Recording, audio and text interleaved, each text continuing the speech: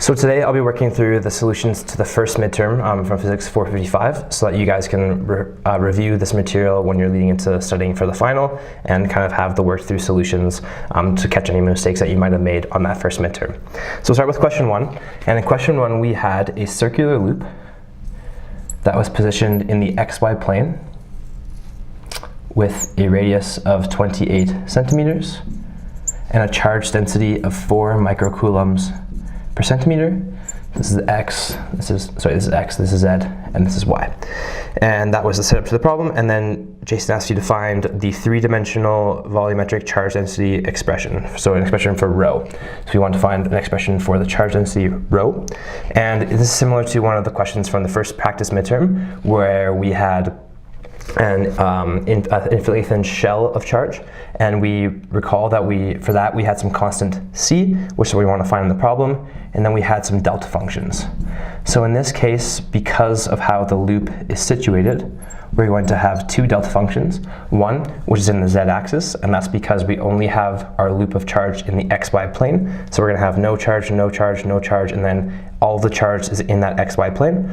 And the second delta function is to deal with the radius. So we're at a separation or a distance away of s, away from our z-axis, and we're offset by 28 centimeters because that is the radius of the loop and that is where the charge is situated.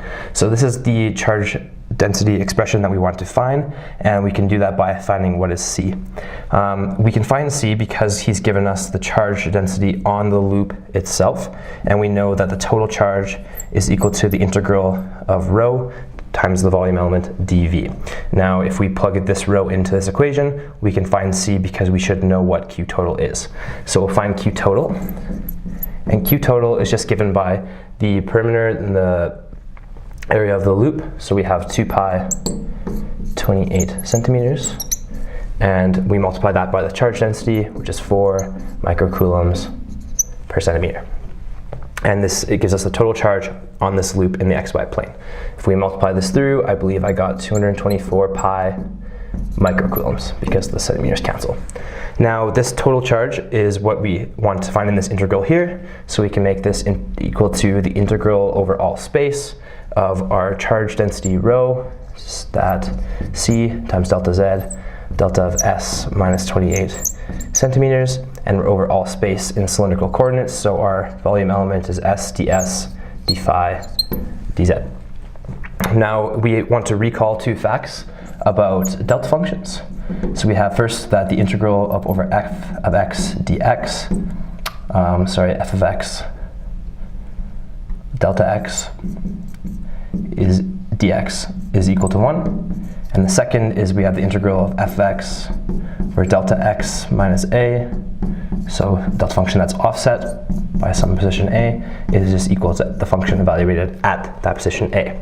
So we can use these two identities in this integral setup here, and we can pull the c out right away. And of course there is no phi dependence in our delta functions, so we just integrate over all space of phi, which is just 2 pi.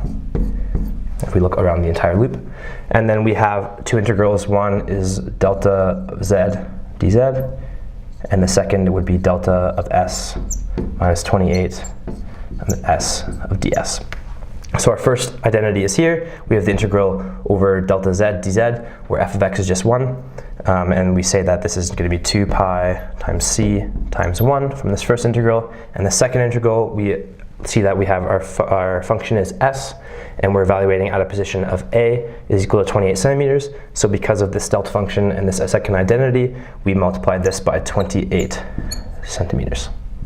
And this is all equal to the total charge of 224 pi microcoulombs. So if we solve for c, we get, by canceling the pi's and the 28 and the 2 and the 224, we'll get that this is equal to 4 microcoulombs per centimeter. Now we can plug this back into our final expression for rho and find that rho is equal to 4 microcoulombs per centimeter times the delta function of z times the delta function of s minus 28 centimeters. So this is our total volume charge density expression, where again we found this by looking at some constant c multiplied by the two delta functions, which distinguish that this loop is infinitely thin, only in the xy plane, and at some distance 28 centimeters away from the z-axis. We know the total charge on the loop because of the given 4 microcoulombs per centimeter and the radius of 28 centimeters. We can find then by the integral that this should be equal to rho dv over all space. We can substitute in our rho, solve through for c given that we know the total charge, and find our final expression is 4 microcoulombs per centimeter times delta function in z times delta function of s minus 28 centimeters.